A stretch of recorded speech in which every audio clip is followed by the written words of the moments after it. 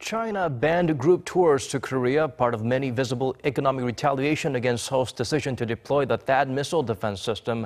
Beijing's action hit the local tourism industry hard. However, Korea has a knack for bouncing back and finding another way in such trying times. Lee Ji-won introduces to us some of those countermeasures. Last year, Chinese tourists accounted for nearly 50% of the 17 million tourists that visited Korea. But with Beijing's ban on tours to Seoul, the local tourism industry has been hard hit, seeing an over 70% on-year fall in Chinese tourists last month, leading to a 40% drop in the number of foreign tourists overall. And with heightened tensions on the Korean peninsula aggravating the situation, Seoul is expected to face its worst ever tourism deficit of $15 billion this year. But Korea has been coming up with various measures to cope with the situation. The government and related ministries work to increase flights and cruises in and out of the country and even eased visa regulations. $3.4 million has also been allocated to boost transport and shopping, including promoting a transport card with extra benefits and discounts for tourists and providing free Wi-Fi at 600 major attractions around the country. But one of the long-term goals of Korea's tourism industry is to reduce dependency on Chinese tourists. We are focusing our promotional activities on Southern and Central Asia, places like Taiwan and Hong Kong, doing things like making guidebooks and marketing through social media.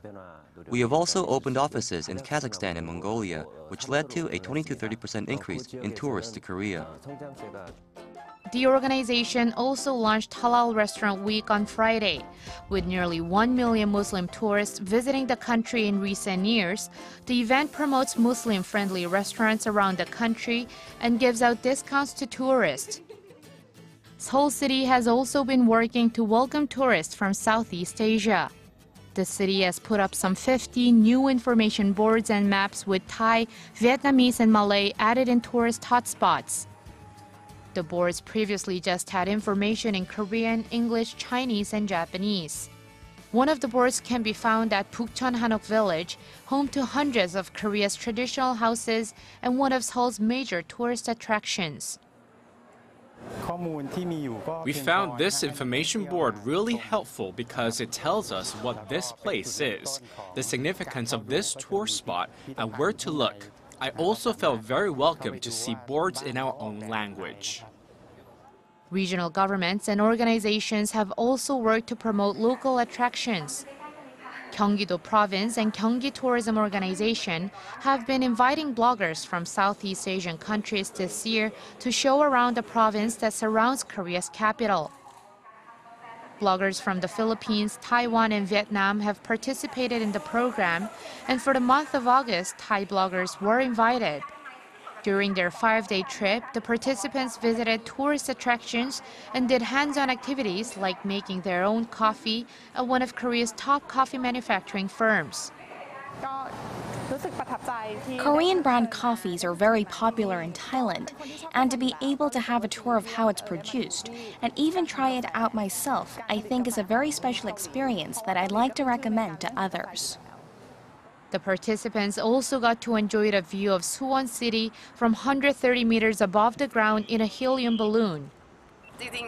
I'm actually very scared, but I'm trying to have fun. We've been looking at the posts that they uploaded during their stay here, and they've already had loads of likes and shares. We're hoping this brings in more tourists from those bloggers' countries. While tour experts say these efforts to diversify the market are needed, many say more needs to be done, such as making sure visitors enjoy their stay, feel welcome, and want to revisit the country. It's important to create mutual understanding between the local community and tourists from different cultures. Tours and tourists are no longer occasional events, but something that will have to be dealt with in our everyday lives, and their peaceful coexistence needs more thought and effort over the long term. Lee Ji-won, Arirang News.